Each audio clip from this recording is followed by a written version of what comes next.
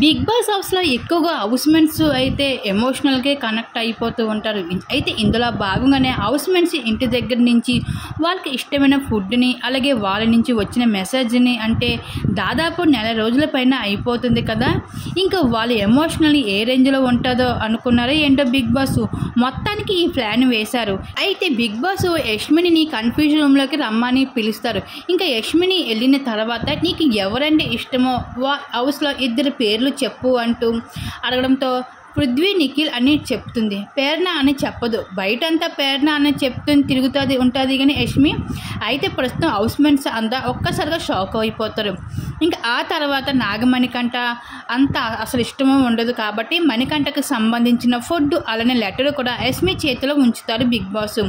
అలాగే మరొక వైపు బిగ్ బాస్ ఇష్టమైన నిఖిల్కి సంబంధించిన ఫుడ్ అలానే లెటర్ ఉంటుంది. ఇంకా ఎవరికి ఫుడ్ అలానే లెటర్ అందిస్తావు, నీ మణికంఠకి నుండి అయితే మణికంఠ భార్య నుండి లెటర్ వచ్చింది అని చెప్తే బిగ్ బాస్ యష్మి అయితే నిఖిల్ పేరు సెలెక్ట్ చేసుకుంటుంది. ఇంక బిగ్ బాస్ కూడా యష్మిని అడుగుతాడు, మణికంఠ కోసం ఒక్కసారి ఆలోచించు అని అడిగితే ఇంకా యష్మిని అయితే లేదు బిగ్ బాస్, నేను నిఖిల్కి ఇవ్వాలని అనుకుంటున్నాను. నిఖిల్ ఎన్నోసార్లు నాకు చెప్తూ బాధపడ్డాడు కదా, వాళ్ళ అమ్మ వంట తినాలి ఉంది, నాకు నెల రోజులు అయిపోతుంది అని అంటూ చాలాసార్లు చెప్పుకుంటూ చాలా ఎమోషనల్ అయ్యాడు నిఖిల్. ఇంకా అందుకే నేను నిఖిల్కి ఇవ్వాలని అనుకుంటున్నాను అంటూ యష్మి అయితే చెప్పుకుంటూ అయితే నిఖిల్కి అయితే ఆ ఆఫర్ అయితే ఇచ్చుకుంటూ వచ్చేసింది.